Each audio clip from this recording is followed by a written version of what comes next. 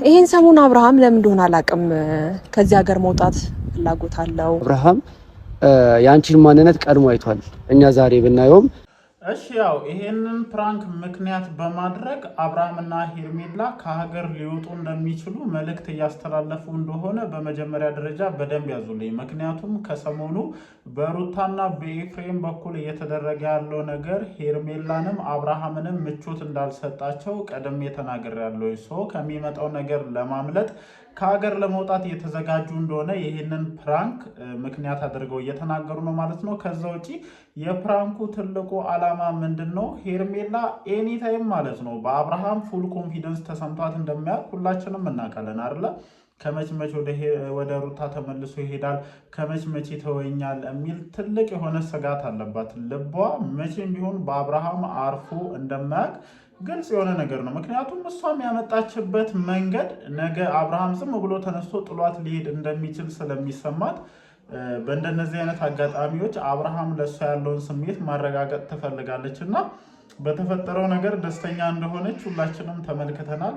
ያው እንደዚህ አይነት ነገር ግን ብዙም አስፈላጊ እንዳልሆነ ነው እንደኔ የምረዳው ማለት ነው። ምክንያቱም የአብርሃምና የሩታን ህይወት ከበጠበጡ አጋጣሚዎች መካከል እነዚህ የመጀመሪያዎቹ ናቸው። በቃ እንደነዚህ አይነት አጋጣሚዎች ህይወትን ይረብሻሉ። ሲሪየስ የሆነ ህይወት ላይ ሲሪየስ የሆነ ጉዳይ ላይ እንደዚህ አይነት ነገሮችን መፍጠር የዚህን ያክል አስፈላጊነቱ ለኔ አይታየኝም። ግን ያው እሷ ዋና ይሄንን ነገር የተጠቀመችበት ፐርፐዝ ምንድነው? አብርሃም ለኔ ምን አይነት ፊሊንግ አለው? ምክንያቱም ሴቶች ወንድ ልጅ ሲቀና ነው ያፈቅረኛል ብለው የሚያስቡት ማለት ነው። ያንን ነገር ለማየት ይመስለኛል ይህንን አጋጣሚ የተጠቀመችው። ከዛ ውጪ የሩታችን ዳኒን ከህይወቴ ውጡልኝ፣ በቃ አልፈልጋችሁም፣ እባካችሁ ተውኝ እያለች ነው።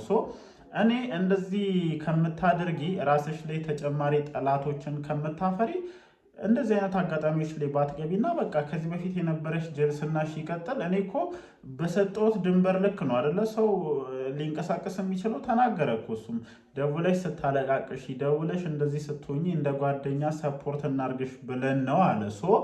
አንቺ ራስሽ ህይወትሽ ውስጥ ገብተው በደንብ እንዲፈተፈቱ እድሉን ስለምትሰጫቸውና አጋጣሚውን ስለምታመቻች እንጂ አንቺ ባስቀመጥሽው ገደብ ልክ እነዚህን ሰዎች ጓደኞችሽ አድርገሽ መቀጠል ትችላለሽ። እኔ የነዳኒን ጓደኝነት ባታጪ ደስ ይለኛል። ህይወትሽ ውስጥ እላፊ ገብተው የሚበጠብጡት ነገር ስለማይመቸኝ ነው በተደጋጋሚ ከነዚህ ልጆች ጋር ያለሽ ግንኙነት በልክ ይሁን ብዬ የምናገረው ማለት ነው። ለማንኛውም ግን በገዛ እጅሽ ራስሽ ላይ ጠላት እያፈራሽ እንደሆነ ነው የማውቀው። ምክንያቱም በጣም አብዝተን የቀረብነው ሰው፣ በጣም አብዝተን ሚስጥራችንን የሚያውቅ ሰው፣ በጣም ከኛ ጋር ልዩ የሆነ ቅርበት ያለው ሰው ልክ የተጣላን ቀን ከዛ ሰው በላይ የኛ ጠላት ሊሆን የሚችል ሰው እንደሌለ ልታስቡት ይገባል። ብዙ ሚስጥሮችሽን ያውቃል። ብዙ ያደረጋችሁት ነገር አለ ከዳኒ ጋር ሆናችሁ። እነዛ ነገሮች ዛሬ አንቺ ባስቀየምሽው ቅጽበት ጠላትሽ ነው የሚሆነው እና እነዚህን ነገሮች አሳልፎ ሊሰጥብሽ ይችላል እና በዚህ ልክ ባይሆን እንደኔ ደስ ይለኛል። ከዛ ውጪ የአብርሃም ወንድም ሁሉም ቦታ አለው እያልክ ነው። ደስ የማይል ባህሪ ታውቃላችሁ። እኔ በህይወቴ የማልወደው ሁሉም ቦታ አለው፣ እዚህም አለው፣ እዛም አለው፣ እዚህም አለው፣ የሆነ ደስ የማይል ነገር ማለት ነው እና ይሄ እኔ ብዙም አልተመቸኝም። እኔ ይቅርታ አድርጉልኝ ማለት ነው። ማንነትን በደንብ አውጥታል በነገራችን ላይ ማለት ነው። ወንድሜ የወደደውን ሰው እወዳለሁኝ ብለህ ማለት ነው። እስከዛሬ ድረስ እንደዚህ ረገጥ አድርገህ እንደ ብዙዬ ብዙ ነገሮችን አላሳየህም ነበረ። ግን ከሰሞኑ የቱ ጋር እንደቆም እዚህ ጋር ነኝ እዛ ጋር ነኝ የሚለውን ሰው ታውቁታላችሁ። እዚህ ጋር ነኝ ብለሃል በስተመጨረሻ ማለት ነው እና እኔ ብዙም ምቾት እየሰጠኝ አይደለም። እንደዛ ረብሻ ስትፈጥሩ ከነበራችሁት ዳኒ ጋር አንድ ላይ ሆናችሁ በእሱ ቻናል መግቢያ ሰርተህ መምጣትህ የአቋም ሰው እንዳልሆንክ ነው እንደኔ እንድረዳ ያደረገኝ ማለት ነው። ለማንኛውም ሰላም፣ እንዴት አመሻችሁልኝ የኔ ተወዳጅ ቤተሰቦች? ደህና ናችሁ ወይ?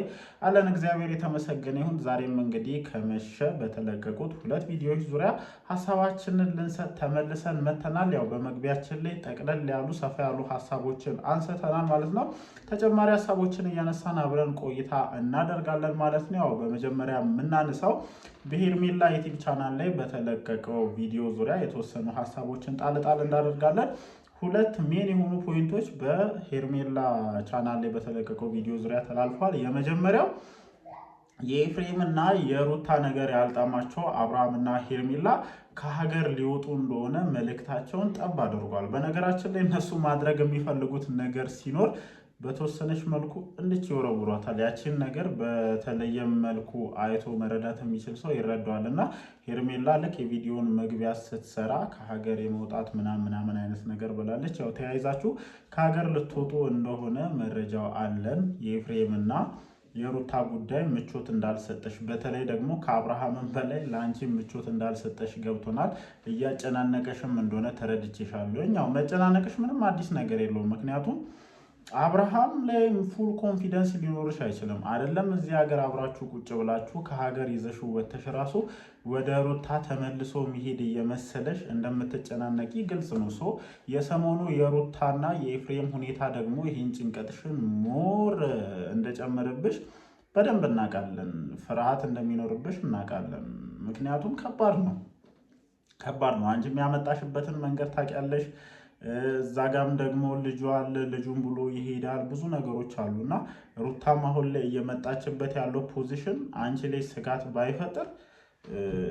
ቢፈጥር ምንም የዚህን ያክል የሚያስደንቅ ነገር የለውም። እና ያው ከሀገር ልትወጡ እንደሆነ በተወሰነ መልኩ በስሱ ጣል አድርገሻል። ከዛ ውጭ የተመለከትነው ነገር ምንድን ነው?